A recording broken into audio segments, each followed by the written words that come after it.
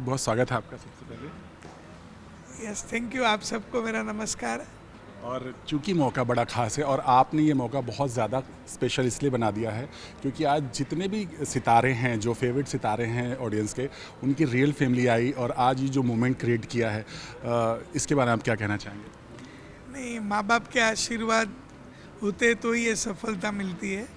और जो जिसके भी माँ बाप है, जब वो देखेंगे कि उनके बेटे जो किरदार निभा रहे हैं, जिन्होंने शो लिखा है, डायरेक्ट कर रहे हैं, तो कितना बड़ा नाम हुआ है उनका।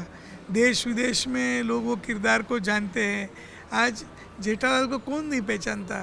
तो जब माँ बाप को ये पता चलता है ना कि भाई, तो उनको कितनी खुशी होती है।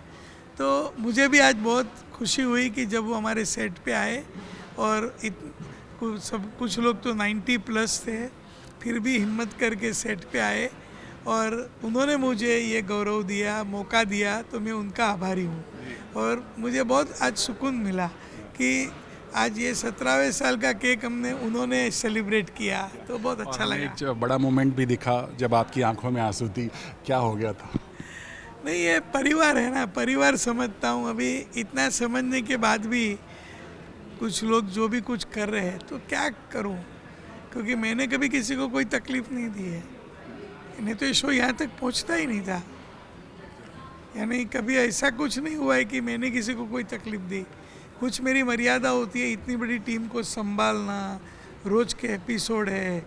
वो भी आप देखेंगे कि तारक मेहता का उल्टा चश्मा बाकी सीरियलों से अलग है। इतनी बड़ी स्टार कास्ट है। हम दिवाली दिवाली की तरह सोसाइटी में मनाते हैं, गणेश चतुर्थी, दही हांडी, तो इतना बड़ा कैनवास है। तो ये सब मैनेज करना डिफ़िकल्ट होता है। और मेरे को आर्टिस्ट लोगों ने भी बहुत सपोर्ट किया है। कभी मैं थक गया हूँ तो वो लोग सपोर्ट करते थे। परिवार है ना, तो मैं शुक्रगुजार हूँ भगवान का कि मुझे दो दो परिवार दिए है। बिल्कुल। और आज जो मोमेंट था वो बहुत ही बेहतर इसलिए था क्योंकि रियल फैमिली भी ब्लेस कर रही थी आपको और सभी को ब्लेस कर रही थी, जिनके मम्मी पापा नहीं आ पाए थे या जिनके लोग नहीं थे उनको भी ब्लेस कर रही थी। हाँ, क्योंकि बहुत लोगों का योगदान है। मैं हमेशा कहता हूँ कि शो किसके नसीब से चल रहा है पता नहीं है, क्योंकि जब कुछ ऐसा होता है जो वही लोग मिलते हैं, ईमानदारी से काम करते हैं, उनकी चीज़ें हो जाती है। किसने बनाया वो सब फिर बाद में बहुत छोटी चीज़ हो जाती है। अभी ये शो लोगों का है, तो लोग एंजॉय कर रहे हैं और बस लोगों को अच्छा मनोरंजन मिलता रहे, तो मेरा वो कमिटमेंट है। मैं उस पर डटा हुआ हूँ कि रोज़ ना रोज़ कैसी नई नई कहानियाँ लेके आऊँ और दर्शकों को नया नया मनोरंजन दूँ। बिल्कुल। बट आज जो ये मोमेंट था इसमें आज उनको याद करना चाहेंगे या मिस करना चाहेंगे जो आज शो में अनफॉर्चुनेटली नहीं है या मतलब किसी कारणवश से इस दुनिया से चले गए हैं या कुछ लोग इस शो को छोड़ के चले गए? देखिए, जो लोग ये दुनिया से चले गए हैं वो तो अभी हम कुछ कर नहीं सकते हैं, क्योंकि ये घनश्याम नायक जो नट्टू काका का रोल करते थे, वो भी मेरे पहले के शो में भी थे। सारथी में थे, ये दुनिया रंगीन में थे। घर के जैसा रिश्ता था। और इतनी एज पे वो बाईपास सर्जरी होने के बाद भी वो शूट करते थे। अभी जो चाहा भगवान ने, हाथी भाई, तबीयत की बहुत तकलीफ़ें थी लेकिन फिर भी वो शो करते थे।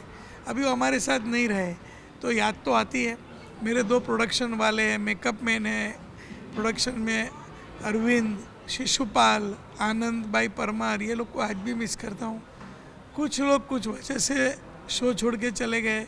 देखिए, उनको जो बोलना है बोले। मैं उनका शुक्रगुजार हूँ कि उन्होंने मेरे शो में योगदान तो दिया है, तो अच्छी बात है।